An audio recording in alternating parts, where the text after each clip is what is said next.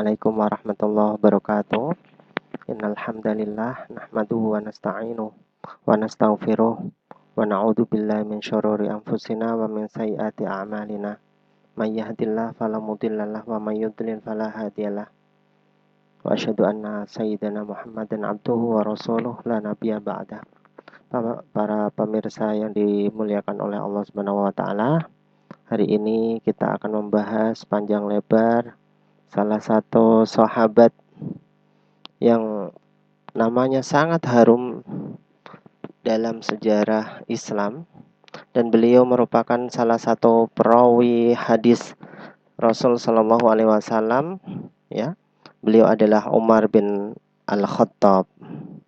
Kita menggunakan aplikasi digital dalam pembelajaran ilmu hadis, yaitu Al-Jami' Khadimul Haramain Asy-Syarifain Lis-Sunnah An-Nabawiyah. Jika kita menggunakan aplikasi ini, sangat mudah sekali. Cukup membuka, kemudian kita mengeklik bahas, kemudian kita mengetik di sini Ibaratul Bahsi. Kita ketik Umar bin Al-Khattab. Setelah itu kita enter. Kita akan menemukan betapa banyak rawi-rawi, riwayat yang disampaikan oleh beliau. Coba kita lihat ada berapa riwayat yang ada di sini. Ternyata lebih dari 1000 riwayat hadis yang diriwayatkan oleh beliau. Nah, ini dia, masih 1000 lebih. 1200, 1300, 1400, 1500, 1600, 1700, 1800, ada lebih dari 2000. Masya Allah, ini luar biasa. Ini sahabat yang sangat luar biasa. Kita akan menceritakan awal kisah beliau. Beliau lahir 7 tahun setelah Amul Fil, yaitu tahun kelahiran Nabi Sallallahu Alaihi Wasallam, atau yang kita kenal sebagai tahun gajah. Kemudian beliau meninggal 13 tahun setelah Rasulullah Sallallahu Alaihi Wasallam meninggal. Artinya beliau lebih muda dari Rasul 7 tahun. Kemudian meninggalnya pun setelah Rasul 13 tahun. Kemudian beliau awal masuk Islam, sebenarnya beliau adalah seorang sahabat yang sangat tidak suka dengan kaum Quraisy yang telah masuk Islam, sehingga beliau setiap kali ada orang Muslim dipukul sama beliau, ditendang. Beliau ahli gulat, badannya sangat kekar sekali, sehingga diceritakan ketika beliau itu duduk sama seperti halnya seorang yang berdiri. Dan ketika beliau itu menunggang kuda, kakinya sampai bawah. Ini yang adalah salah satu dari sifat-sifat beliau. Dari postur tubuhnya yang sangat besar, gempal, ya. Kemudian tampan pastinya. Ini dia, adalah Umar bin Al-Khattab. Proses masuk Islam dari Umar bin Khattab adalah ketika beliau sangat membenci Muhammad SAW. Baginya beliau Muhammad merupakan pemecah belah umat Quraisy, kaum Quraisy ketika waktu itu, sehingga beliau ingin sekali membunuhnya. Menghunus pedang beliau cepat-cepat menuju ke rumah Muhammad SAW. Ternyata di tengah perjalanan dicegah oleh seorang sahabat yang sangat tua. Wahai Umar, mau kemana engkau? Aku akan menuju rumah Muhammad dan aku akan membunuhnya. Dialah penyebab terpecahnya kaum Quraisy ketika saat ini. Dia harus menghadapiku. Tapi setelah itu dia mengatakan, sahabat tersebut mengatakan, wahai Umar, tunggu dulu. Jangan engkau ke rumah Muhammad, tapi selesaikan dulu urusanmu dengan adikmu Fatimah binti Khattab. Kenapa dengan adikku? Dia sekarang masuk Islam. Mendengar kata itu, dia akhirnya pulang ke rumah adiknya, dan di balik pintu dia mendengar bahwa adiknya sedang membaca Al-Quran. Ya, Dari kalangan sahabat-sahabat yang awal-awal masuk Islam, tentunya ada orang yang membahasakan Al-Quran dan menerangkan Al-Quran pada sahabat-sahabat yang lainnya. Karena ketika waktu itu mushaf belum ditulis seperti halnya mushaf yang sekarang, 30 juz belum, tapi bertahap. Proses wahyu turunnya bertahap sehingga beberapa ada yang tercacar di rumah sahabat-sahabat, ya, dipelajari dan diajarkan terhadap sahabat yang lainnya.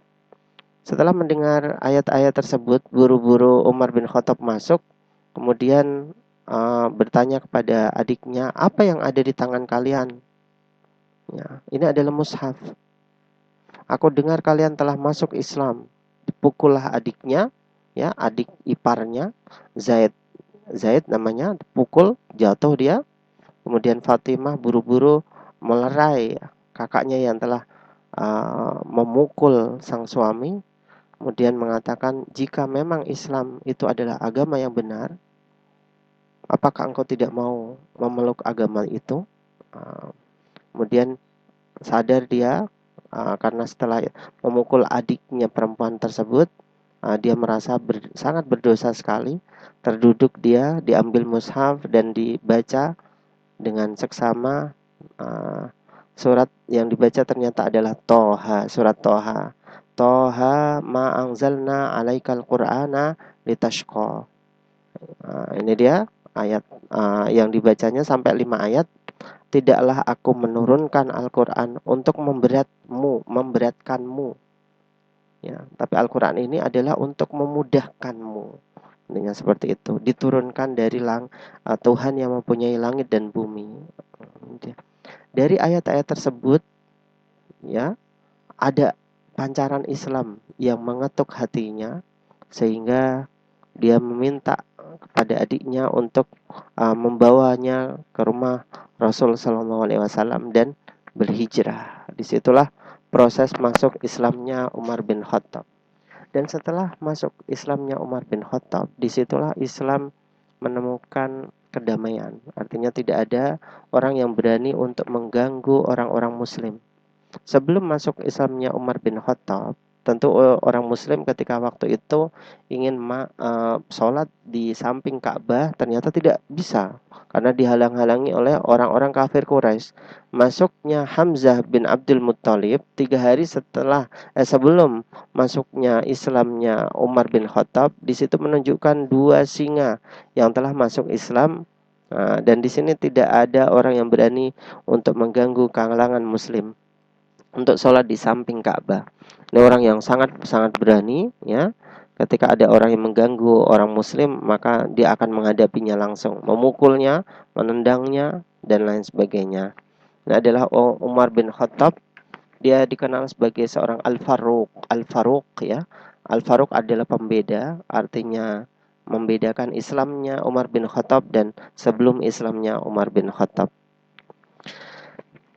Setelah itu, saudara-saudara, kita akan mengenal hadis-hadis yang diriwayatkan oleh beliau. Ini dia. Innamal a'malu binniyat. Ini diceritakan dari beliau, sami'tu Umar bin Khattab, ya. Ini hadis ahad, meskipun hadis ahad, tapi ini perawinya sangat-sangat terkenal sekali. Khalifah, orang yang paling takwa, dan seorang yang dijanjikan oleh Rasul surga, di mana Rasul pernah diperlihatkan oleh surga, sementara beliau tidak bisa masuk karena malu. Tertulis di istana itu adalah istana Umar bin Khattab, padahal Umar bin Khattab masih hidup di dunia. Ini menunjukkan bahwa dia dijanjikan oleh Allah akan surga. Kita akan membaca hadis ini, salah satu riwayat dari beliau. Sami'tu Umar bin Khattab radhiyallahu anhu 'alal mimbar. Saya mendengar Umar bin Khattab radhiyallahu anhu di atas mimbar.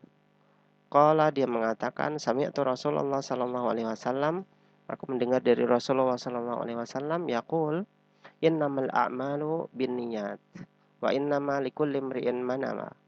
Faman kanat hijratuhu ila dunya yusibuha wa ila imra'atin yankihuha fa hijratuhu ila ma hajara ilaihi. Ini hadis yang sangat terkenal sekali. Kita bacakan artinya dulu. Sesungguhnya segala sesuatu ditentukan dengan niat. dan segala sesuatu itu karena orang yang telah meniatkan. Barang siapa yang hijrahnya untuk dunia, maka dia hanya mendapatkan dunia. Atau hijrahnya untuk orang-orang yang mau dinikahinya atau perempuan yang mau dinikahinya, maka disitulah dia akan mendapatkan apa yang dia inginkan saja. Hikmah dari pada hadis ini, saudara-saudara semuanya, bahwa kita diminta Rasul Shallallahu Alaihi Wasallam untuk meniatkan segala sesuatu, ya, untuk kepada Allah Subhanahu Wa Taala. Karena jika kita meniatkan diri bukan karena Allah Subhanahu Wa Taala, maka kita akan mendapatkan dunia saja. Sementara kalau kita meniatkan amal ibadah kita pada Allah Subhanahu wa taala, meskipun itu seakan-akan adalah amal duniawi, namun kalau kita niatkan kepada Allah Subhanahu wa taala, maka itu akan bernilai sebagai amal akhirat. Contohnya seorang tidur misalkan. Tidur itu adalah perkara duniawi, tidak ada kandungan ibadah sama sekali. Tapi jika kita niatkan, ya Allah, besok saya mau tidur besok agar bisa tahajudan, biar bisa sholat subuh berjamaah di masjid, biar ke madrasah tidak ngantuk dan lain sebagainya, maka itu dinilai sebagai pahala. Ini innamal a'malu binniyat. Tapi betapa banyak amal yang diniatkan bukan karena Allah Subhanahu wa taala, dia hanya mendapatkan dunia saja. Padahal itu adalah amal akhirat, seakan-akan seperti itu. Contohnya adalah seorang yang sedekah. Sedekah ratusan ribu, ya. Tapi hanya untuk alladzina hum yura'un wa yamna'unal ma'un. Mereka hanya memperlihatkan atau riak terhadap orang lain, biar orang itu mengeluh-elukan, ini loh sedekah saya, ini loh yang hebat dari saya. Jika tidak ada saya, mungkin masjid itu tidak akan terbangun dan lain sebagainya. Maka amal yang bernilai akhirat sebenarnya itu akan menjadi tidak ada apa-apanya, bahkan tidak ada tulisannya di akhirat nanti karena salah dalam perniatan tersebut. Ini dia salah satu sahabat yang sangat luar biasa.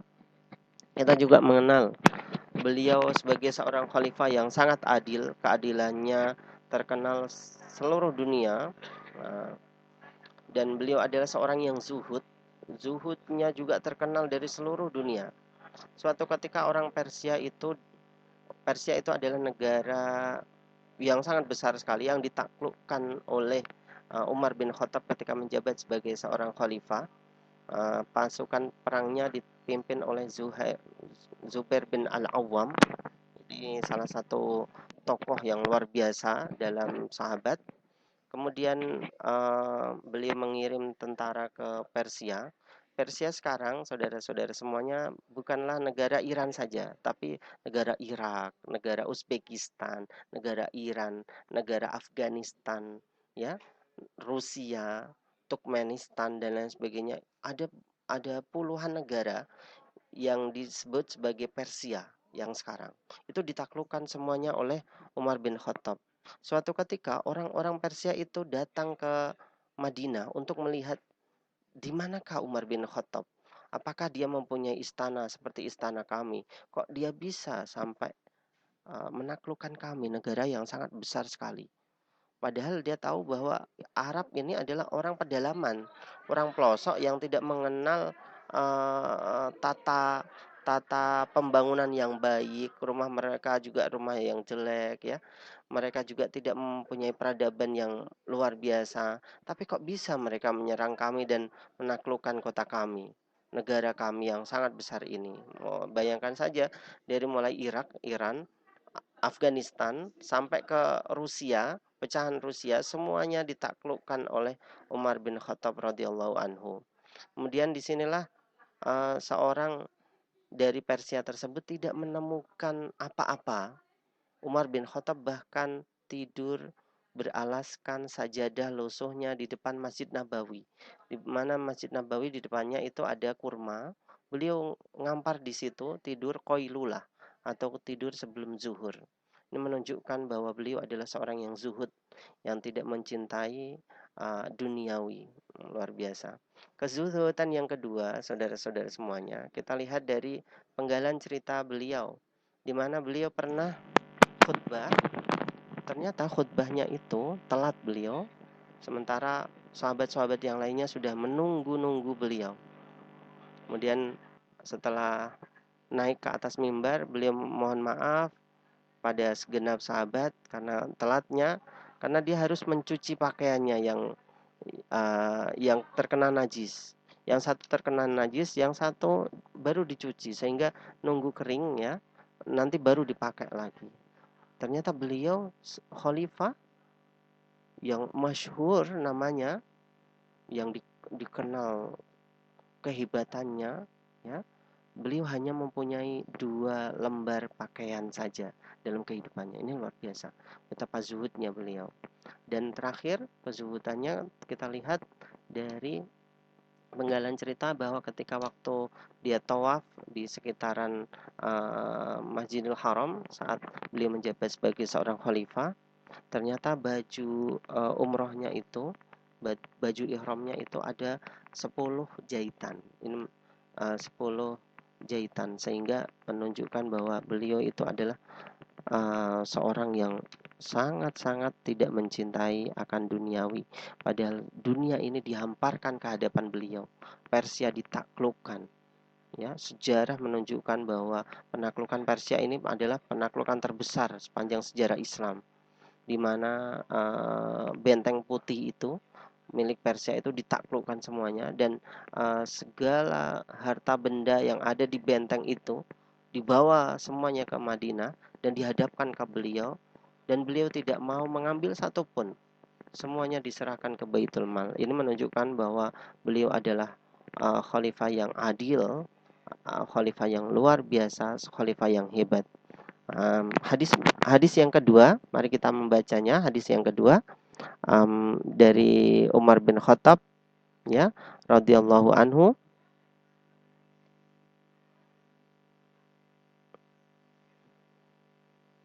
Ini dia. Inna rajulan minal yahudi qala ya amirul mu'minin ayatun fi kitabikum taqra'unaha law alaina ma'syaral yahudi nazalat latakhadna dalikal yawma 'idan.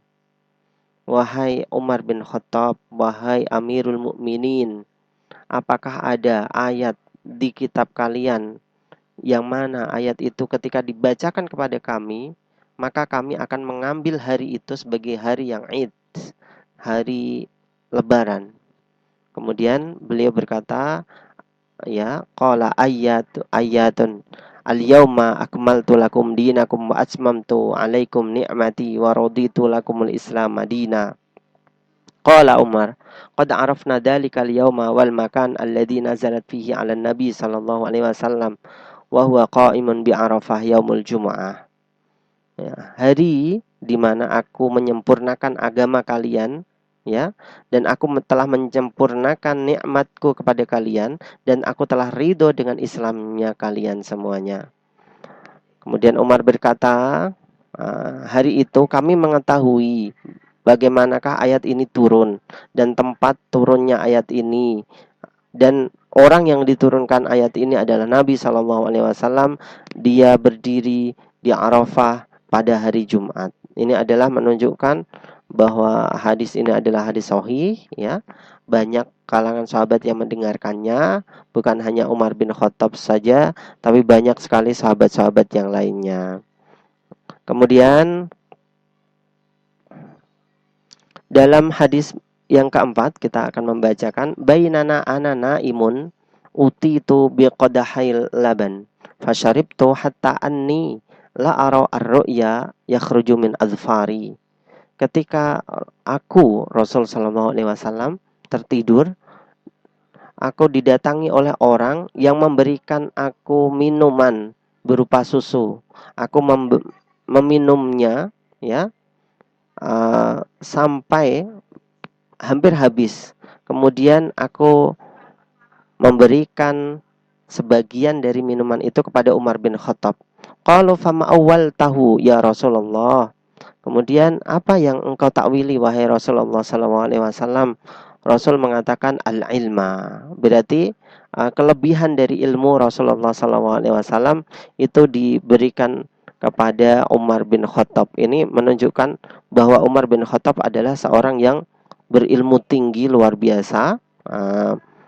Bukan hanya seorang khalifah saja, tapi Amirul Mukminin yang luar biasa, ya, di mana beliau mewarisi segala sesuatu dari Rasulullah SAW, keadilannya, ketakwaannya, kehebatannya dalam siasat perang, ya, keberanian beliau dan lain sebagainya. Terima kasih. Ini adalah satu bahasan kita hari ini. Semoga bermanfaat, ya. Usikum wa nafsi bitaqwallah. Wassalamualaikum warahmatullahi